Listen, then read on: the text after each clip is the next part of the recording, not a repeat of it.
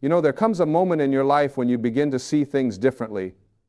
The veil lifts, the fog clears, and suddenly you're not the same person you were yesterday. This awakening, this spiritual consciousness that floods into your being, it changes everything. But here's what most people don't tell you about this transformation.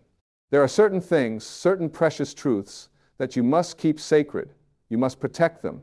Not because you're being secretive or dishonest, but because speaking about them to the wrong people at the wrong time can drain your energy, diminish your power, and set you back on your path. I'm going to share with you today 5 things that, when you're spiritually awake, you should never reveal to just anyone.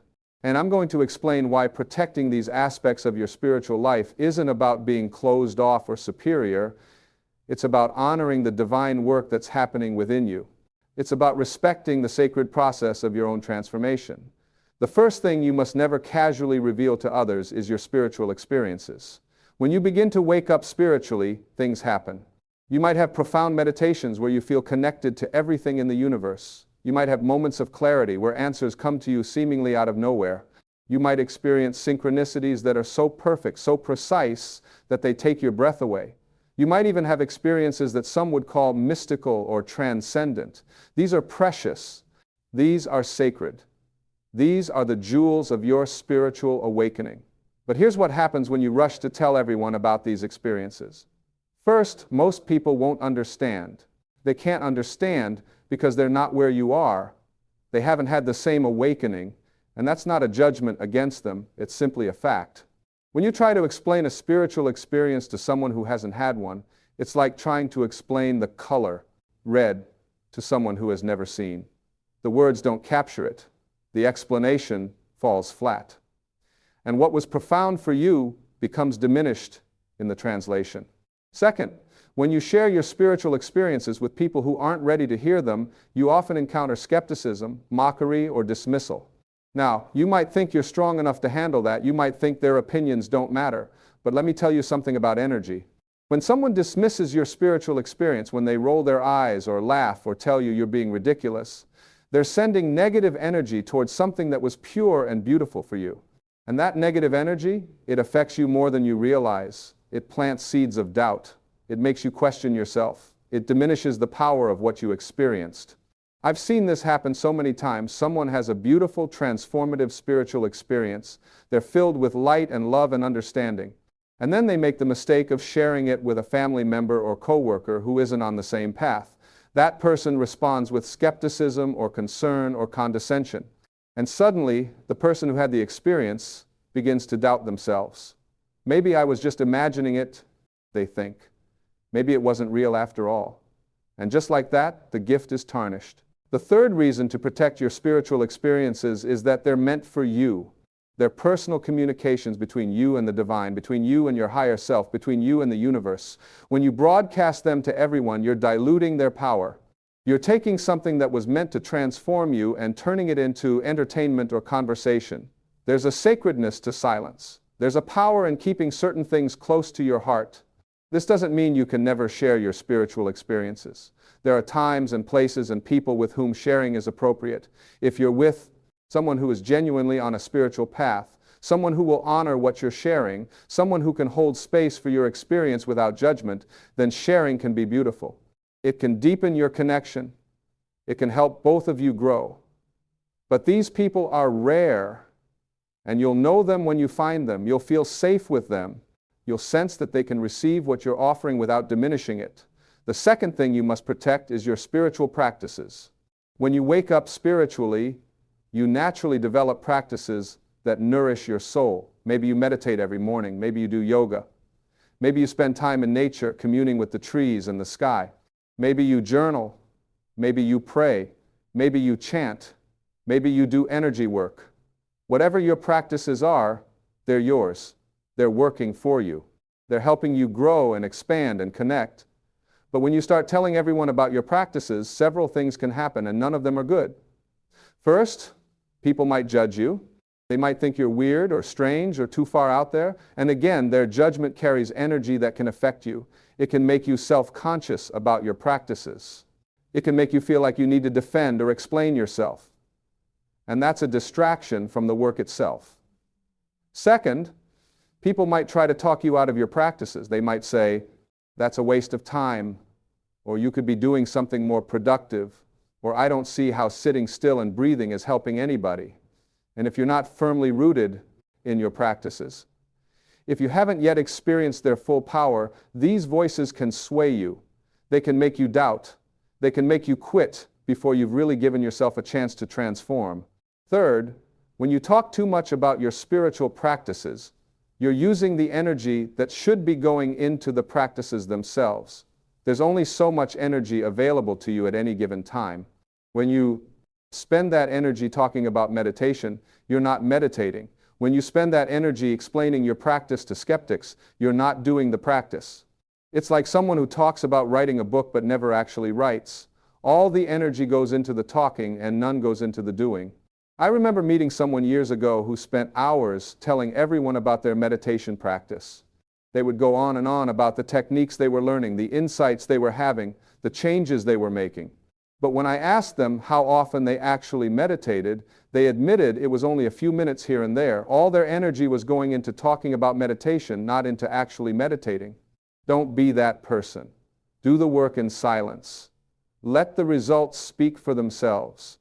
The third thing you must never reveal carelessly is your spiritual goals and aspirations.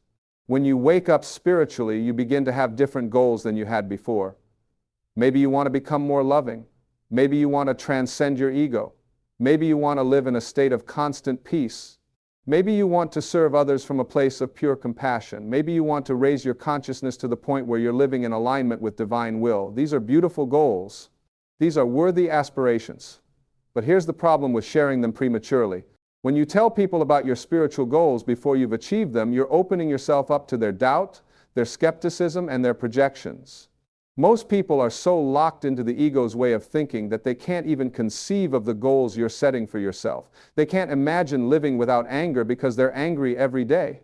They can't imagine transcending fear because they're ruled by fear. They can't imagine putting others before themselves because they're completely self-focused. So when you tell them your spiritual goals, they respond from their limitations, not from your possibilities. They say things like, that's impossible, or that's not realistic, or you're setting yourself up for disappointment. And these words, even if you consciously dismiss them, seep into your subconscious. They create resistance, they create doubt, they make your path harder than it needs to be. There's also another danger in sharing your spiritual goals too early. The ego loves recognition, it loves praise, it loves being seen as special or evolved or enlightened. And when you tell people about your spiritual goals and they respond with admiration or interest, your ego gets fed. And here's the tricky part, that ego gratification can actually become a substitute for doing the real work. You get the good feelings from people thinking you're spiritual without actually having to do the hard work of transformation. I've watched this happen so many times. Someone announces to everyone that they're on a spiritual path. People are impressed. They say, wow, that's amazing, you're so enlightened. And the person basks in that recognition, but they never actually do the work. They never actually face their shadows. They never actually transform. They just keep talking about their spiritual goals while living exactly the same way they always have. Keep your spiritual goals to yourself. Work on them in silence. Transform in private. And when people notice the changes in you, when they see that you're more peaceful, more loving, more centered, more joyful, then you'll know the work is real. You won't need to announce it. Your presence will announce it for you. The fourth thing you must protect is your spiritual knowledge and insights. As you wake up, you begin to understand things you didn't understand before. You see patterns, you recognize truths, you grasp concepts that used to confuse you. This knowledge is precious. It's hard-won. You've earned it through your practice, through your dedication, through your willingness to look within and do the work. But here's what you need to understand about spiritual knowledge. It's experiential. It's not something you can simply transfer to another person through words. You can tell someone about a spiritual truth, but unless they've had the experience that reveals that truth to them, your words are just concepts. They're just ideas. They don't have the power to transform. When you share your spiritual insights with people who haven't done the work to receive them, several things happen. First, they often misunderstand. They take your words and filter them through their own limited understanding, and they come away with something completely different than what you meant. Second, they often dismiss your insights as naive or simplistic, because spiritual truths often are simple, but they're not simplistic. There's a difference. The truth that love is the answer sounds simplistic to someone who hasn't understood what real love is. But to someone who has experienced divine love, who has felt the transformative power of true compassion, those words carry the weight of the universe. Third, when you share your insights too freely, you can create resentment or resistance in others. They feel like you're claiming to know more than they do. They feel like you're being superior or condescending, and they push back, they argue, they debate. And suddenly, you're in an ego battle about spiritual truths, which is the most absurd contradiction there is. The ancient teachers knew this. That's why they taught that when the student is ready, the teacher appears. That's why they spoke in parables and metaphors. That's why they were selective about who they taught certain things to. It wasn't because they were elitist. It was because they understood that spiritual knowledge can only be received when someone is ready to receive it. Otherwise, it's just noise. So when you have insights, when you understand something profound about the nature of reality or consciousness or love or purpose, hold it gently in your heart. Let it transform you. Let it change how you live. And if someone comes to you genuinely seeking, if they're ready to hear, you'll know, you'll feel it, and then you can share. But don't cast your pearls before swine, as the old saying goes. Don't give your precious spiritual insights to those who can't appreciate them. The fifth thing you must never reveal carelessly is your spiritual progress. When you're doing the work, when you're meditating and practicing and growing and transforming, you'll notice changes in yourself. You'll become more patient. You'll become less reactive. You'll find peace in situations that used to disturb you. You'll feel love for people you used to judge. You'll experience moments of pure joy for no reason at all. This is progress. This is growth. This is the fruit of your spiritual practice. But the moment you start announcing your progress to others, you run into problems. First, there's the ego trap. When you tell people how much you've grown spiritually, your ego is speaking. The part of you that's actually spiritually evolved doesn't need to announce it. It doesn't need recognition or validation. Only the ego needs that. So the very act of announcing your spiritual progress is evidence that you're not as far along as you think you are. Second, when you talk about your spiritual progress, you invite comparison and competition. Someone might say, well, I've been meditating for 20 years, as if spiritual growth is a contest. Someone else might feel inadequate because they're not where you are, and your sharing has actually made them feel worse about themselves, which is the opposite of what spiritual growth is supposed to do. Or someone might point out areas where you're still struggling, trying to bring you down a notch, and suddenly you're defending yourself and getting into conflict, which again shows that you're not as evolved as you were claiming to be. Third, announcing your spiritual progress can create expectations. People start expecting you to be peaceful all the time. They expect you never to get angry or frustrated or sad. They put you on a pedestal. And then when you're human, when you have a bad day or make a mistake or react poorly to something, they're disappointed. They might even accuse you of being a fraud. And now you're dealing with all of that energy instead of simply continuing your practice. The truth about spiritual progress is that it's not linear. You don't just keep moving forward in a straight line. You have breakthroughs and setbacks. You have days when you feel connected to everything and days when you feel lost and alone. You have moments of pure enlightenment and moments when you're completely caught up in ego. That's the nature of the path.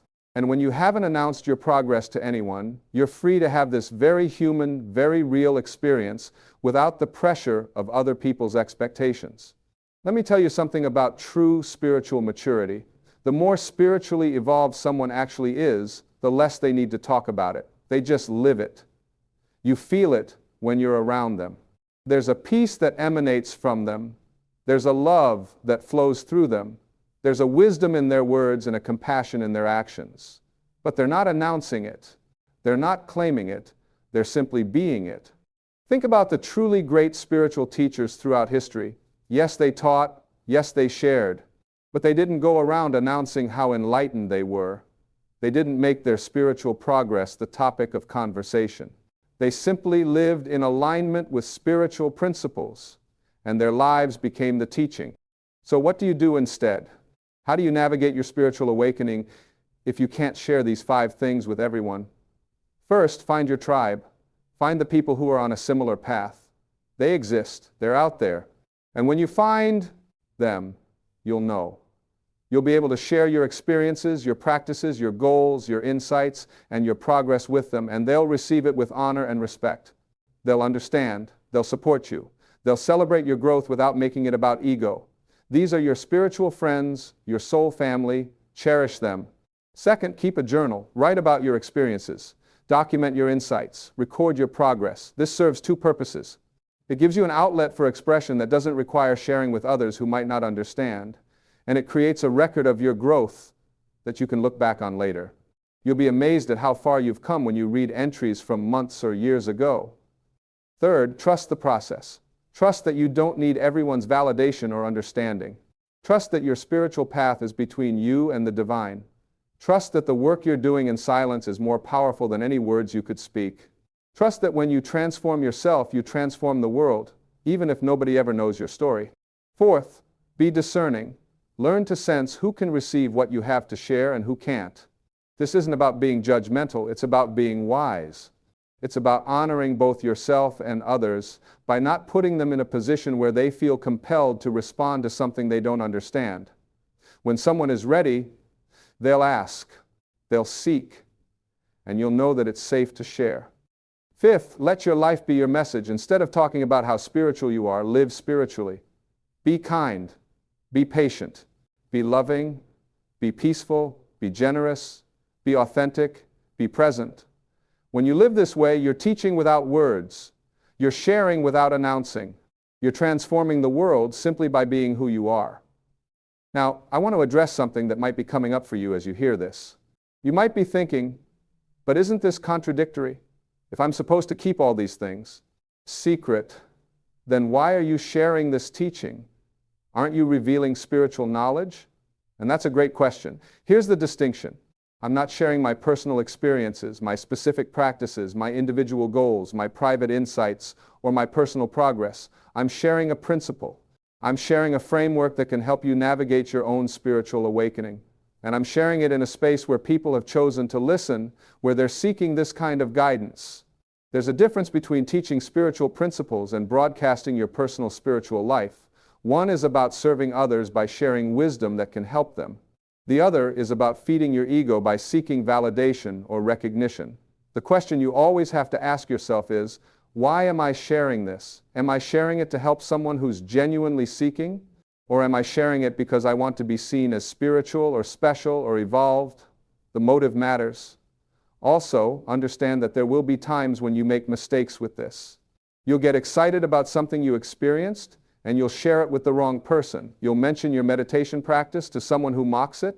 You'll talk about your spiritual goals to someone who thinks they're ridiculous.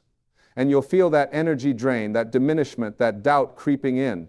When this happens, don't beat yourself up. Just recognize it as a learning experience. You'll become more discerning over time. You'll develop better judgment about who to share with and who not to share with. The spiritual path is not about perfection, it's about progress. It's about growing and learning and becoming more conscious. Every mistake is an opportunity to become wiser. Every misstep is a chance to course correct. Be gentle with yourself. Be patient with yourself. And keep going. Let me share something else with you that's really important. Protecting these 5 things isn't about building walls or isolating yourself. It's about creating healthy boundaries. There's a difference. Walls keep everyone out and keep you locked in.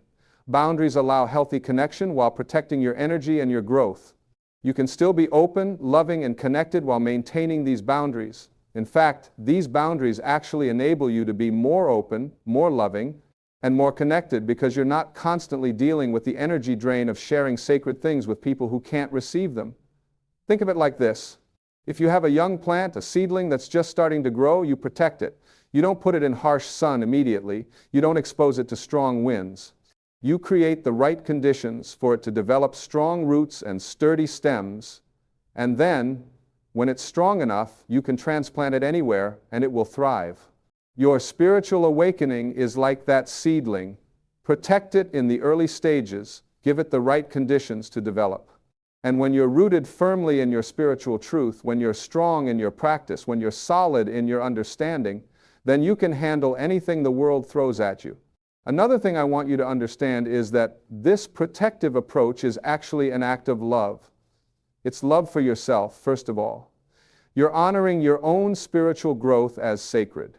You're respecting your own process. You're taking care of your own energy. But it's also love for others. When you don't burden people with spiritual information they're not ready for, you're respecting where they are. You're not pushing them. You're not making them uncomfortable. You're allowing them to be on their own path at their own pace. There's a beautiful wisdom in knowing when to speak and when to be silent, in knowing when to share and when to hold back, in knowing when to teach and when to simply be. This wisdom comes from paying attention to energy, to intuition, to the subtle signals that tell you whether sharing will serve or harm. Develop this wisdom, trust it, act on it. Now, let's talk about what happens when you do protect these 5 things. What changes when you keep your spiritual experiences, practices, goals, insights, and progress sacred and private? First, you'll notice that your spiritual growth accelerates. All that energy that was leaking out through talking about your path is now going into walking your path. You're doing the work instead of discussing the work. And the work is what transforms you. Second, you'll develop a deeper connection with the divine. When your spiritual life is between you and the infinite, when it's not mediated through other people's opinions and reactions, it becomes purer. It becomes more authentic. You're not performing spirituality for an audience. You're living spirituality for yourself and for God, or source, or universe, or whatever word resonates with you for that highest power. Third, you'll find that you become more peaceful. You're not constantly defending your choices or explaining your experiences or justifying your path. You're simply walking it. And there's tremendous peace in that. There's a quiet confidence that comes from knowing who you are and what you're doing without needing everyone else to understand or approve. Fourth, you'll discover that the people who are meant to be in your life will recognize your light without you having to announce it. They'll sense something different about you. They'll feel the peace you carry. They'll notice the love that flows from you, and they'll be drawn to it. These are the people who will ask you questions. These are the people who will seek your guidance. These are the people who will truly receive what you have to offer. And you won't have to chase them or convince them or prove anything to them. They'll simply know. Fifth, you'll become a living example of spiritual principles rather than just someone who talks about them. And this is the most powerful form of teaching there is. When people see that you're genuinely peaceful in situations that would disturb others, when they see that you're genuinely loving toward people that others would judge, when they see that you're genuinely joyful even when circumstances are challenging, they'll want what you have, and they'll be open to learning from you because your life has proven the validity of your path. I want to emphasize something here. This teaching about protecting these 5 things is not about being secretive for the sake of being secretive. It's not about creating mystery or playing spiritual games. It's about respecting the sacred nature of your own transformation and having the wisdom to know that not everyone can or should be privy to your most intimate spiritual experiences. Some things are meant to be held close. Some things are meant to be private, and that's okay. That's actually healthy. In our culture, we've become so accustomed to sharing everything. We post our thoughts on social media. We broadcast our feelings. We document every aspect of our lives for public consumption. But your spiritual life is not content. It's not something to be packaged and presented for likes and comments. It's the deepest, most profound part of who you are. It deserves to be treated with reverence and respect. When you wake up spiritually, you're being given a tremendous gift. You're being given the opportunity to see beyond the illusion, to connect with truth, to align with love, to experience the divine. Don't squander this gift by carelessly sharing it with those who will diminish it. Be wise, be discerning, be protective of this precious awakening that's happening within you. And remember, silence is not the same as hiding. Silence is not the same as shame. Silence is power. Silence is strength. Silence is the container within which transformation occurs. The butterfly doesn't announce to the world that it's transforming inside the cocoon. It simply does the work in darkness and silence. And when the transformation is complete, it emerges in all its beauty, and everyone can see the result. You don't need to narrate your transformation, you just need to undergo it. As you continue on your spiritual path, you'll find that these 5 things I've shared with you become natural to protect. You won't have to think about it or force it. You'll simply feel in your body when something should be kept private. You'll sense when sharing would be draining rather than nurturing. You'll know when to speak and when to remain silent. This is part of spiritual maturity. This is part of developing wisdom. And here's something beautiful that happens. When you protect these 5 things, when you create this sacred space around your spiritual life, you actually become more available to serve others. Because you're not depleted, you're not drained, you're not constantly dealing with the aftermath of sharing too much with the wrong people. You're full, you're energized, you're centered. And from that place of fullness, you can give generously to those who truly need what you have to offer. Your spiritual awakening is not about you becoming separate from the world. It's not about you becoming superior to others. It's not about you building some kind of exclusive club. It's about you becoming so fully yourself, so aligned with truth, so connected to love that you can be a healing presence in the world. But you can only do that if you protect your energy, honor your process, and respect the sacred nature of your transformation. So today, I'm asking you to make a commitment to yourself. Commit to protecting your spiritual experiences. Commit to keeping your practices private. Commit to holding your spiritual goals close to your heart. Commit to discerning who receives your spiritual insights. Commit to letting your life speak louder than your words about your spiritual progress. This commitment is not a burden. It's a gift you're giving yourself. It's a way of honoring the divine work that's happening within you. And as you make this commitment, trust that you're not alone on this path. There are many others who are awakening just like you. There are many others who understand the importance of protecting what's sacred. There are many others who are doing the work in silence, transforming themselves and, by extension, transforming the world. You're part of a great awakening that's happening on this planet. You're part of a shift in consciousness that's lifting humanity to a higher level.